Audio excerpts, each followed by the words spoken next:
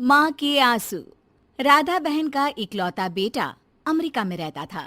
एक दिन राधा बहन का किराएदार कहता है, अरे माँ जी अकेली बैठी रहती हैं, बेटे के पास क्यों नहीं चली जाती? अरे कैसे चली जाऊं, नई नई शादी हुई है, अभी तो थोड़ा बहू के साथ समय बिताएगा, तभी तो दोनों के बीच समझ बढ़ेगी ना। अरे कैसी बात कर रही हैं माँ जी, समझ बढ़ाने के लिए 5 साल काफी होते हैं। 5 साल की शादी को कोई नई शादी नहीं कहता। हाँ वो तो है, आया था पिछले साल उसका फोन, पूछ रहा था कैसी हो, पर अब तो काफी साल हो गए, कोई फोन भी नहीं आता। तभी फोन की बेल बजती है। लो 100 साल की उम्र है, आ गया मेरे मयंक का फोन। अच्छा कैसे पता कि ये फोन उसी का है? अरे कैसे पता नहीं चलेगा, माँ हूँ मैं। अरे रहने दो माँ जी, 1 साल से जिसका फोन नहीं आएगा वो अब क्या करेगा? होता भी वही है, फोन पर मयंक है। कैसी हो माँ? अरे बेटा तेरी आवाज सुन ली, अब तो मौत भी क्यों ना आ जाए, बहुत याद आती है बेटा। माँ मैं वो ऑफिस में था।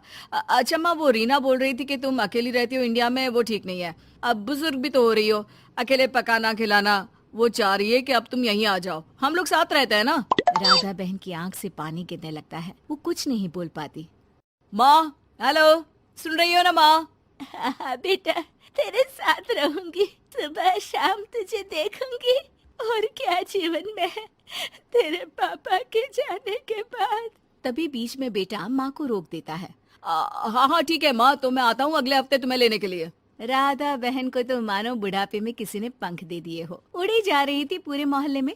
अरे वो मयंक आ रहा है, अब तो अमेरिका जा रही हूँ मैं, वहीं रहूंगी। अच्छा है मौसी, आपका जीवन देखकर तो मुझे भी रोना आ जाता था। कोई बात नहीं मौसी, देर से ही सही, सब अच्छा होने वाला है अब। राधा बहन दौड़ दौड़ कर सामान ला रही थी। अरे इतना सामान तो 2 साल में भी कभी नहीं खरीदा जो 2 दिन में लिए जा रही हो मौसी। अरे बेटा आ रहा है ना अमेरिका से। अच्छा अच्छा, तो पकवान बनाने की तैयारी चल रही है? हाँ बिल्कुल, उसको बेसन के लड्डू बहुत पसंद है।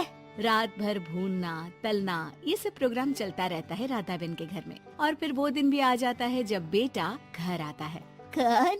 माँ मैं मयंक, ये घर का क्या हाल बना रखा है, न सफाई न धुलाई, कैसा लग रहा है ये घर? घर तो ऐसा ही था बेटा, हमेशा से, बस तू थोड़ा कमजोर लग रहा है। क्या हुआ बेटा?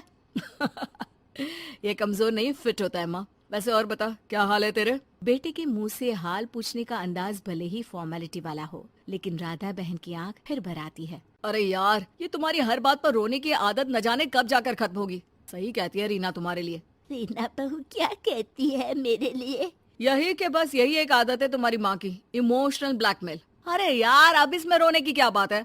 ना ना कुछ नहीं, बहुत दिन बाद तो घर आया ना तो क्या रोएगी? हाँ क्यों? अच्छा ये ले, तेरे लिए रात भर बैठकर ये बेसन के लड्डू बनाए हैं, और ये अचार तुझे बहुत पसंद है ना? पसंद है नहीं माँ, पसंद थे।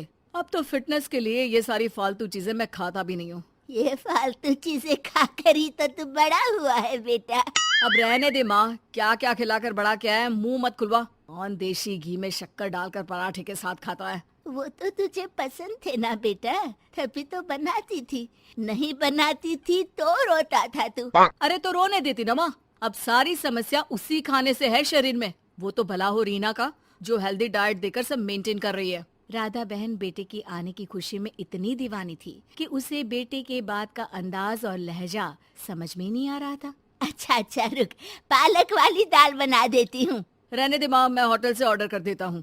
इतने साल बाद होटल का खाना, माँ के खाने की याद नहीं आती थी। अरे माँ फिर इमोशनल डायलॉग, प्लीज माँ। अच्छा सुन, बहुत कम वक्त है हम लोगों के पास, जल्दी जल्दी सारी पैकिंग कर ले। और हाँ, इस घर को बेचना होगा। कैसी बात कर रहा है, तेरे पापा और मैंने एक एक पाई जोड़कर इस मकान को बनाया था। हाँ पर तू जा रही है ना, फिर कौन मेंटेन करेगा? कैसे क्या होगा माँ, मैं तो अब इंडिया आऊंगा भी नहीं। बेटा तो सो जाता है, लेकिन माँ घर का एक एक कोना घूम घूम कर देखती है।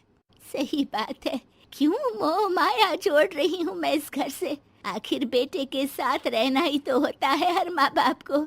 लेकिन इनकी यादें हर एक कोने में है। खैर, औने पौने दामों में घर को बेच बेटा और माँ एयरपोर्ट के लिए रवाना हो जाते हैं। माँ यहीं बैठ, मैं अभी आया। नहीं नहीं बेटा, मैं साथ रहूंगी, पहली दफा आ रही हूँ ना।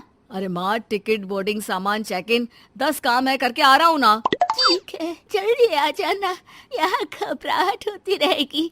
बेटा माँ को समझाकर चला जाता है। माँ बैठी रह जाती है लेकिन बेटा आता ही नहीं। एयरपोर्ट के लोग बताते हैं कि इस नाम का लड़का तो कब का अमेरिका की फ्लाइट लेकर उड़ चुका है। माँ किसी तरह अपने बीके हुए मकान में ही आ जाती है। मुझे कुछ दिन रहने दो, पता नहीं क्या हुआ, हो सकता है कोई मजबूरी हो बेटे की। नया मकान मालिक कहता है। अरे माँ जी, कमरा तो मैं आपको दे दूँ, पर भाड़े का क्या? पति की पेंशन भी है भैया। ठीक है, आप आराम से रहिए, लेकिन एक बात बताइए, आप किसी रिश्तेदार के घर क्यों नहीं चली जाती? अरे कैसी बात कर रहे हैं आप, मेरा बेटा कभी भी आ सकता है। अगर मैं उसे यहाँ नहीं मिली